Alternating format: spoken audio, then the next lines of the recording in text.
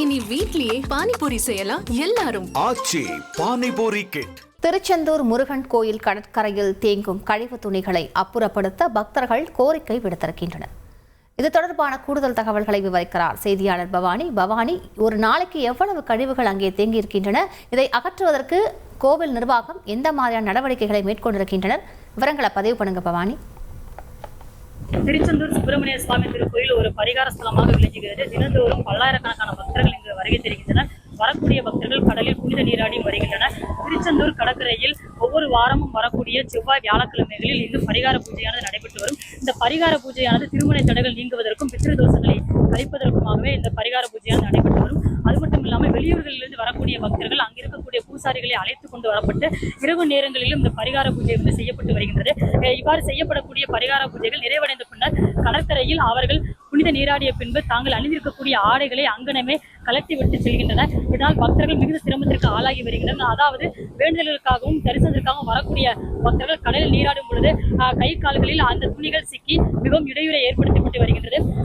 கடந்த சமீப காலமாகவே திருச்செந்தூர் கடற்கரையில் கடலரிப்பு காரணமாக பக்தர்கள் மிக சிரமத்திற்கு ஆளாகிய இந்த கடற்கரையில் கடல் நீரில் குளித்து வரக்கூடிய ஒரு நிலை ஏற்பட்டு இருக்கின்றது.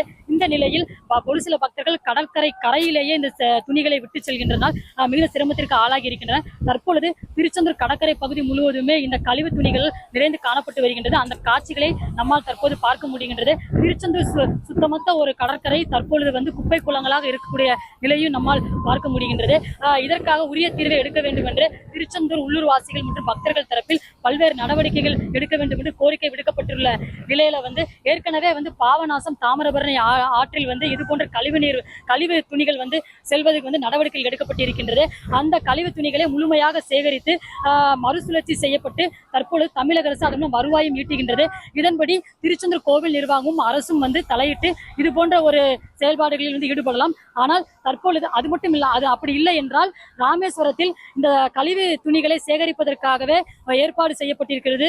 அதுபோன்று திருச்செந்தூர் கடற்கரையில் மிகவும் சுத்தமாக இருக்க வேண்டும் என்பதற்காகவே இந்த கழிவு துணிகளை சேகரிப்பதற்காகவே ஒரு தனி இடம் ஒதுக்க வேண்டும். மேலும் உள்ளூர் வாசிகள் மற்றும் பக்தர்கள் தரப்பில் கோரிக்கை விடுக்கப்பட்டிருக்கின்றது.